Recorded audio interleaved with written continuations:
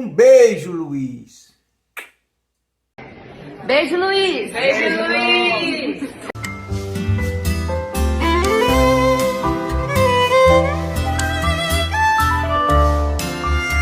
Beijo, seu lindo, perfeito Luiz Inácio Lula da Silva.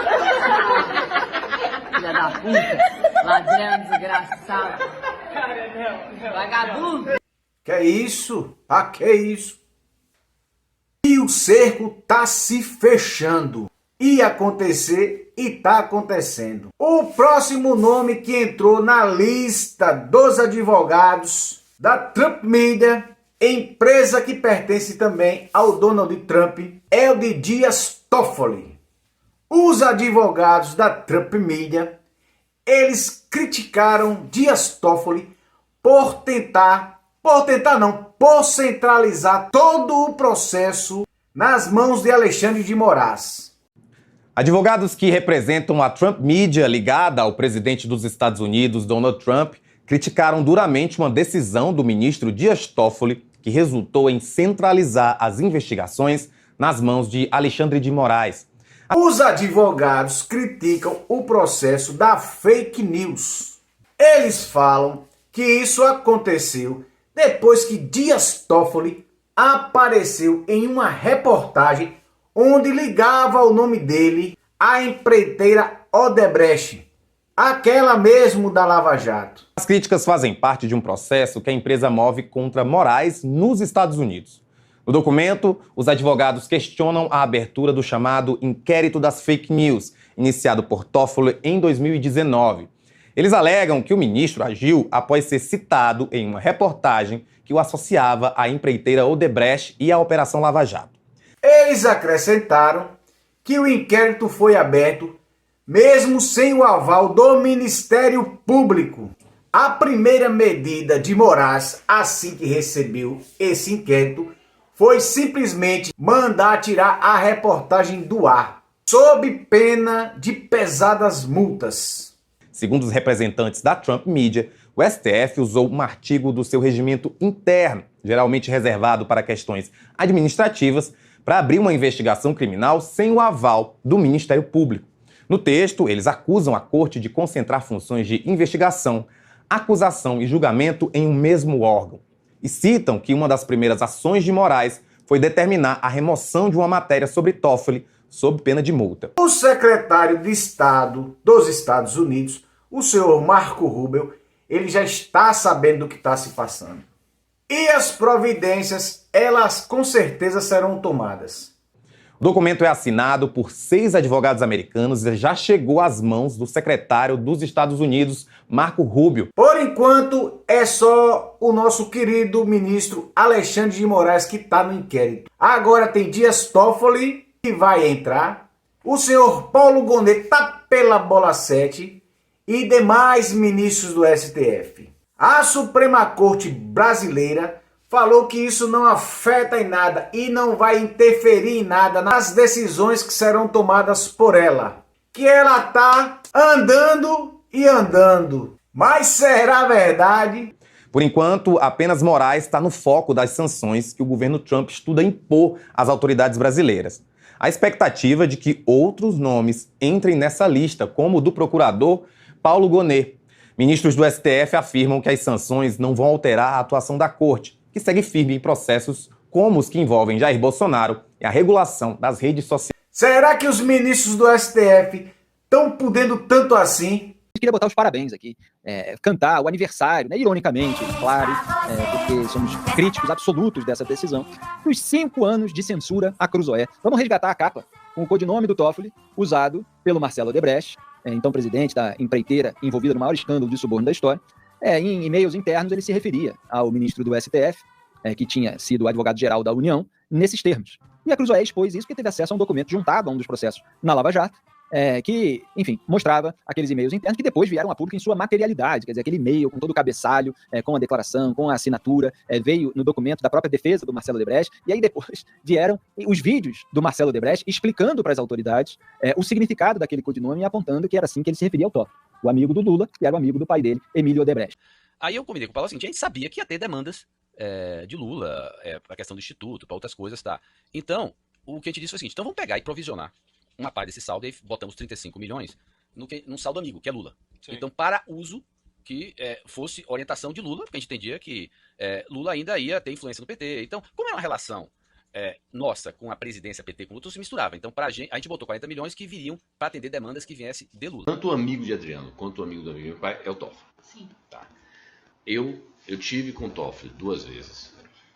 É importante ter esse contexto, porque tem vários e-mails que ele aparece. Eu tive com o Toffoli 2 vezes.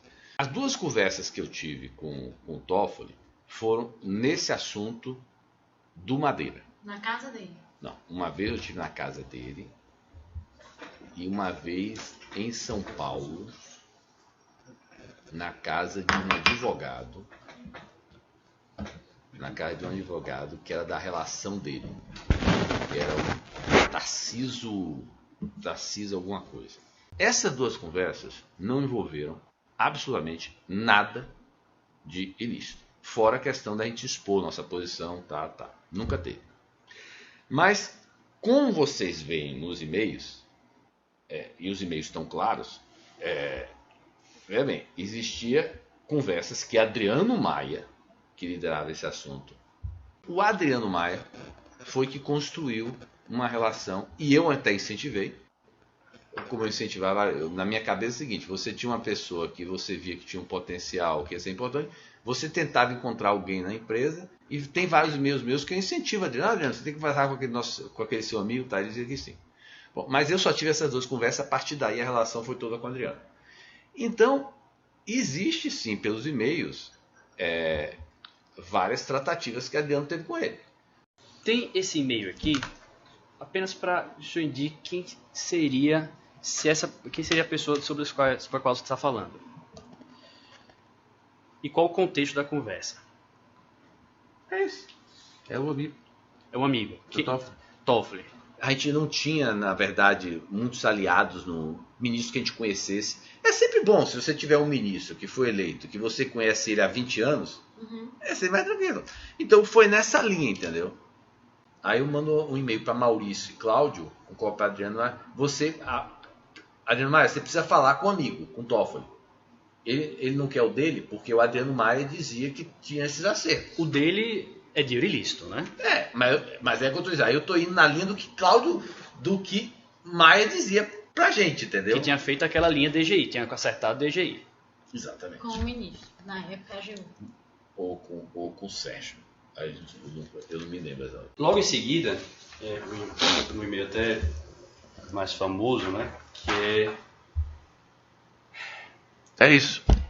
Então, afinal, vocês fecharam comigo do amigo do meu pai.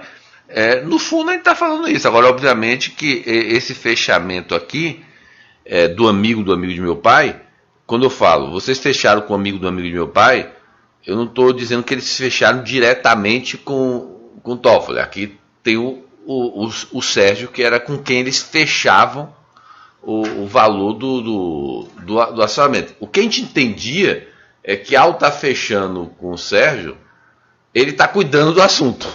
Então ele está fechando com... Ou ele tá cuidando do assunto. O problema é esse. Como é você, em tese, nunca fica muito claro, né? Certo. Mas aí quando você fala amigo do meu pai, está se referindo... Na nossa visão, quando a gente estava fechando, pra gente, ao fechar com o Sérgio, ele estava cuidando do assunto. Do amigo do meu pai. Que é? O Toffoli, entendeu? Entendi. Aí a capa da Cruzoé, exclusivo amigo do meu pai, recentemente a revista The Economist britânica, né? Ela tratou como The Friend of My Father's Friend. Você teve essa versão também, quando a matéria de capa foi censurada pelo STF, depois de uma mensagem do Toffoli para o Moraes determinou a censura, e a Cruzoé fez essa capa de reportagem censurada judicialmente. Assinada ali pela equipe do Rodrigo Rangel, inclusive por ele, que não está mais com a gente, mas é um grande repórter aqui, a gente não tem problema nenhum, na época de gestão aqui do Mário Sabino, do Diogo Mainardi, e eles fizeram essa investigação, e essa reportagem acabou censurada. Até hoje o antagonista e a Cruzoé continuam, como vocês viram ao longo desse programa, analisando, tratando das condutas dos ministros do Supremo e revelando as informações que eles gostariam de esconder. Nesse texto, 5 anos de censura, só botar o antagonista 5 anos de censura no Google ou com o meu nome, vocês vão encontrar, tem a cronologia.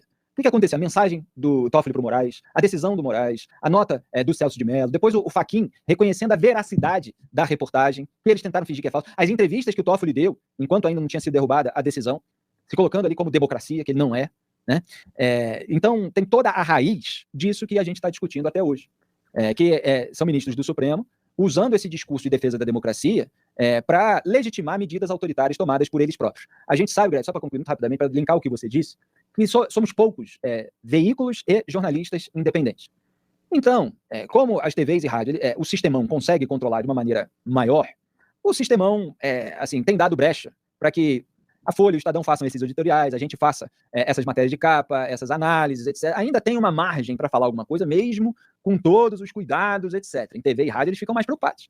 E TV e rádio tem essa relação de escambo aí com o poder de turno, por meio de verba de publicidade federal, cujo ranking dos maiores beneficiários saiu nas últimas semanas em 2 veículos. Né?